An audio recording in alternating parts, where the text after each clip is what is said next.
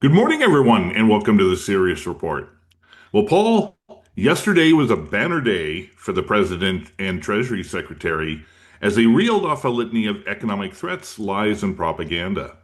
But the bottom line, and the reality here, is that the U.S. appears to be scared witless at the new revolution of global trade that is rising up outside of their control. Yeah, absolutely. And this is a development that I've been talking about for a number of years on my own podcast. I don't think I've ever talked, well, I may have talked about it in the odd interview I do. But this is indeed going to revolutionize global trade.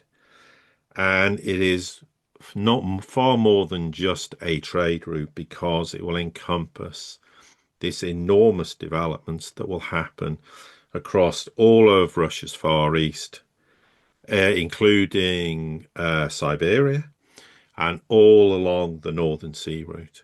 Now, historically, of course, that was iced up for large parts of the year, but we now increasingly, whatever you may call it, it's certainly warmer these days, and therefore that route is ice free a lot more than it used to be in relative terms. But now, of course, Russia has a fleet of icebreakers that will allow it to be free for a substantial part of the year. And what makes this interesting is not just the fact that goods can be transported along the Northern Sea route, which in of itself is revolutionary because it will allow countries in Southeast Asia, for example, to rather than having to go through the Suez Canal, they can go up and around, which actually is takes half the time to travel that distance and is therefore significantly cheaper to transport enormous amounts of goods. So it's not just something that benefits the Chinese and the Russians, but something that will benefit all of the global south. And we'll come on to why, in fact, in a far broader sense, this is going to be hugely beneficial to all of Eurasia. Ultimately, you can argue in the future, it will also be hugely beneficial when Europe finally wakes up to reality and realizes the future is multipolarity, that it will benefit even Europe. So this is basically Lisbon, Portugal in the west, Vladivostok, Russia in the east, and everything north and south. And it is that significant. And we'll come on to describe why that's the case after Ken's given his introduction. Yeah, it's kind of fascinating because, the British, when the British Empire was ruling the seas, there was always the accusation that they still live in the 19th century, the way that when they had domination. And you're seeing the United States today in its actions, especially in Central and South America, they're living under a 20th century deception and illusion, buying off Argentina or putting military, political, economic threats on Venezuela, threats against Canada, Mexico, and the whole like, trying to seize control where things had slipped away over time. And it's interesting that now, of course, that the a lot of economic threats and tariffs, etc., are being put onto Russia, India, China. It was fascinating the comments just a few days ago. Oh, bricks! We put tariffs on bricks, and they left bricks. Bricks is falling apart. It's nothing anymore, and that couldn't be absolute furthest from the truth. BRICS, in fact, is solidifying, growing, and expanding the more that the United States and Europe and the old system continues to put pressure to keep the unipolar world in power. Yeah, absolutely. And this is exactly what happens with a dying empire called unipolarity and a very rapidly rising empire of multipolarity. So, in essence, what this will allow uh, via massive Chinese investment is to develop not only the Northern Sea routes that it obviously would go all the way around, then obviously it can not only eventually reach destinations in Europe, But one of the big plans for the whole of that northern area is to put ports there. And from those ports, you're going to have huge infrastructure developments that they will then have rail routes, roads, bridges, transportation links, and then you're going to create vast new cities all over Russia, which will exploit the massive resource base that's never been touched. This will obviously be hugely beneficial to the whole of the global South countries and obviously to China itself. And that's why it's going to need enormous investment, because from my perspective, you're probably looking at investment in one project. I mean, calling it a project's a bit of an understatement because it's enormous, but it's probably going to be the biggest investment in human history. It might arguably be the biggest investment ever in, okay, you have to put it in not necessarily actual terms, because I mean, in 50, 100 years, who knows what that might mean in reality. But as far as I'm concerned, it will be the biggest investment, because what this will allow Eurasia to do is to hook into these ports. And then, of course, there is the north-south transport corridor that ends up going to Iran. That will be further developed. And of course, it will also service Central Asia. It will service, obviously, Southeast Asia, because there will be routes where goods from Southeast Asia can be then shipped to these ports in off the coast of northern Russia and then be transported down. And you can therefore avoid, as I said, using the Suez Canal. You can avoid a lot of flashpoints in the world, which traditionally the United States might try to control. You, as Ken said, you're effectively allowing a whole new trade route, which the United States will have zero, and I mean zero, control or influence over. And this is why, as well, the United States is trying to frantically have some involvement in the Arctic. This is why they want to have this energy development with Russia, which again is a million miles away given the US's current stance with regards to Ukraine and threatening to give Ukraine Tomahawk missiles. That's a whole separate subject for another day. But this is why the US wants a piece of the pie. But the way things are going, that is less and less likely to happen. And it's more to do with the fact that, as well as all the ongoing developments in that region, there's been further announcements that Rosatom will work with the Chinese. So that would be involved in energy and nuclear energy, for example. But there will be vast grids of energy pipelines crisscrossing all over that region. Because obviously there are at the moment huge areas that don't have any energy source whatsoever. But this has been a long-term plan to develop the Russian Far East for it to integrate into China, into Southeast Asia, and they're going to need enormous amounts of energy. And who is the country that has enormous amounts of energy? Well, of course, that's Russia, and not exclusively. And this is why it's an extremely important development, because it's something that's not often discussed.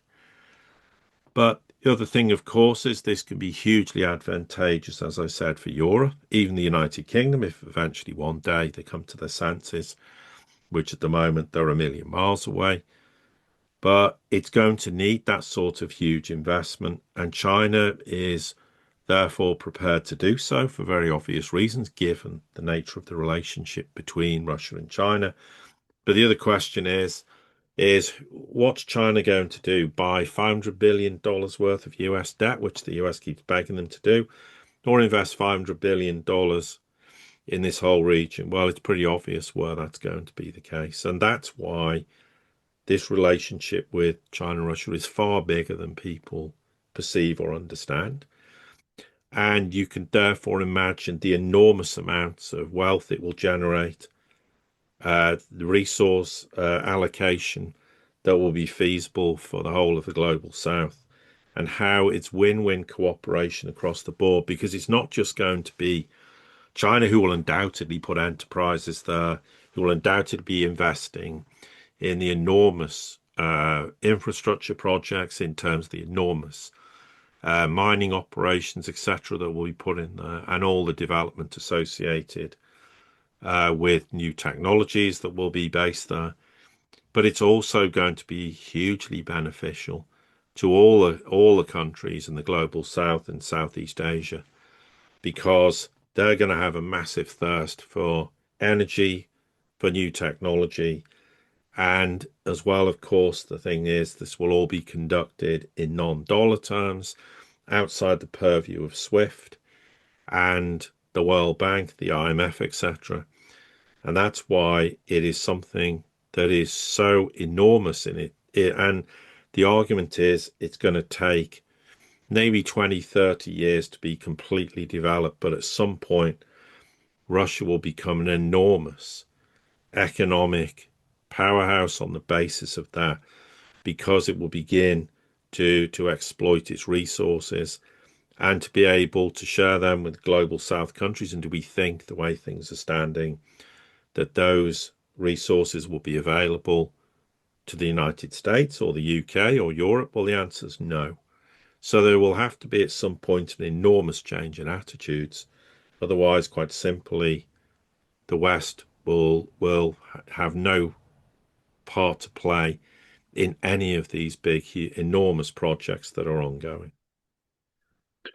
Yeah, one of the famous lines from an American movie really seems to be standing out now, especially as policies are being made both on both sides. And that's from the movie War Games, where strange game, the only winning move is not to play. And by trying to appease, whether it's the Trump administration, Europe, or any of these Western countries that are making outrageous demands, like what we've seen from Europe, that if China wants to do business in Europe, they have to give their technology now. Why? Because they can't compete.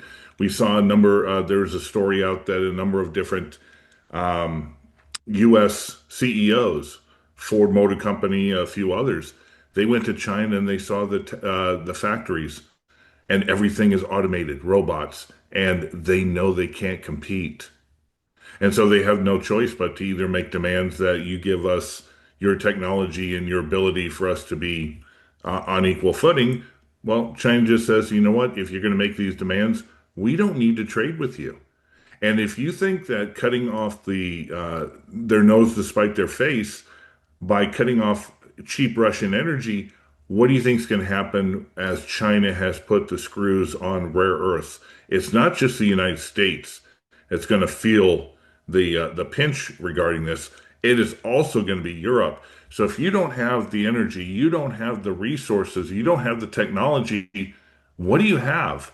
You are going to digress back to the stone towards the Stone Age while instead, China is now taking their money and their technology and innovations and they're building in places like Siberia. I mean, think about the West. What is West's mindset on Siberia? Oh, that's where they used to send the gulags. It's winter all the time. No, if anybody has even taken a modicum to look at what Siberia is becoming, it's one day going to be an absolute mecca of technology, innovation, and the future. Yeah, and that's the other thing. The one thing the Russians and the Chinese are doing, they're developing a secretly huge amounts of new technology, which one day will see the light of day. And this is why we're starting to see instances. It's a slight digression from the discussion point, but it's a point worth making. The when the United States threatens China, China it comes out instantly with, well, we've got a solution to that technology that you're trying to restrict our access to. This is why the West cannot wrap its head around the fact that, well, China's 20, 30 years from developing that technology. Hang on a minute, they've got it already. Yeah, because they knew what was coming. I mean, look, if Ken and I knew what was coming years ago, then the idea the Chinese and the Russians and other countries didn't know is ridiculous. So that is why these sort of projects don't get a lot of coverage. They're not understood, but they're absolutely enormous in terms of their size, enormous in terms of their investment, but also enormous in terms of what it will do for the development of Russia. Have you ever noticed why Russia's very keen to obviously have immigration into the country? They want it all for the population to grow. They're trying to encourage people in the country to have more children because they want to grow the country to accommodate the fact if you're going to have these massive developments and cities built in these regions, you're going to need a population to live there. And therefore, on that basis, the population will need to increase in size. And that's why the relationship between these two countries, China and Russia, is a relationship I've talked about for a long time that is like nothing we have ever seen in human history. And I genuinely mean that. It's a relationship on a totally different level. And they will there to develop huge amounts of technology together and to innovate and to develop areas of the world, not just obviously in terms of the whole Northern Sea route, but also obviously Siberia, the Russian Far East. But they can extrapolate these projects, and you can develop huge swathes of the rest of the world that are undeveloped. They can go a long way to helping the African continent develop. But here's the thing, what's the one thing you need more than anything to develop such huge projects? Massive amounts of resources. And the one thing in the West we don't have is the resources to do this. The one thing that Russia has in abundance is enormous amounts of resources.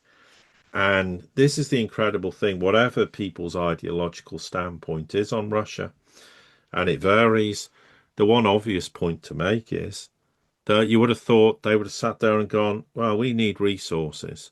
So maybe despite our reservations, we ought to cooperate with Russia, not seek to destroy them. Because at the end of the day, if they don't give us access to resources, we have enormous problems going forward. Yeah, it doesn't seem to matter which new administration. It's definitely, meet the new boss, same as the old boss. The United States has a mindset, whoever takes the grand office, the Oval Office, of we are the dominant power on the planet, and we will force everybody else to cede to our will. Well, the reality is that we're starting to see the end. I mean, the unipolar system really is a distillation of a 500-year cycle going back to colonialism.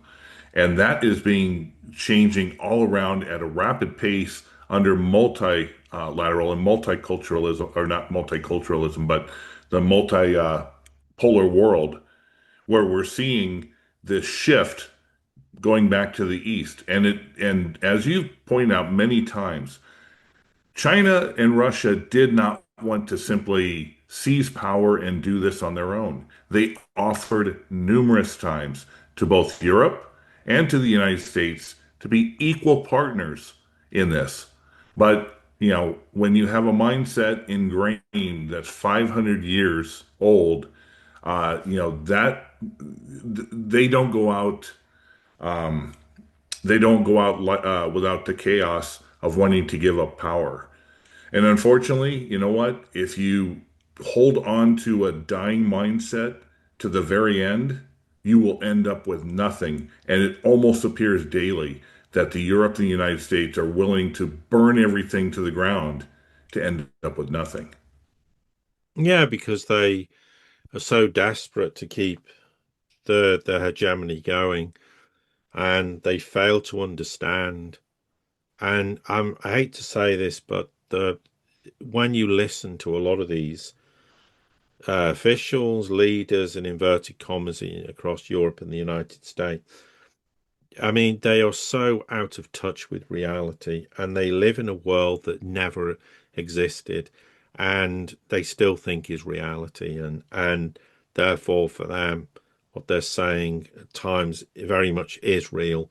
But underneath it all, and what underpins it, is that abject fear that it's over, that China and Russia are going to be hegemonic powers, and because there has to be an hegemony, they're going to have a world reserve currency, and they're going to dominate and dictate and screw us over for the next 50, 100, 500 years as we have done to them. And that, nothing could be further from the truth. And because there's no interest in doing that, that is just a very twisted Western mindset that fortunately is dying along with the empire they still want to believe has some relevance, but it doesn't. And this project is a classic example of where human ingenuity, human innovation, and just simple win-win cooperation will deliver quite literally breathtaking results with, probably in 50, 100 years, people will look back and go, wow, what a time, because that's when this enormous revolution happened in the East. And they'll go, but what happened to the West? Why did they not have a revolution as things stand? And that's the thing they need to realize. It's better to have 50% of a lot than 100% of nothing. Indeed. Were there any final thoughts you wanted to add to this, Paul? No, I think that's fine. To everybody here at the Sirius Report community, as always, thank you for your support. Don't forget to like, share, subscribe, comment, send this out to anybody you think it might be important to. And until the next time we get together, have a great day.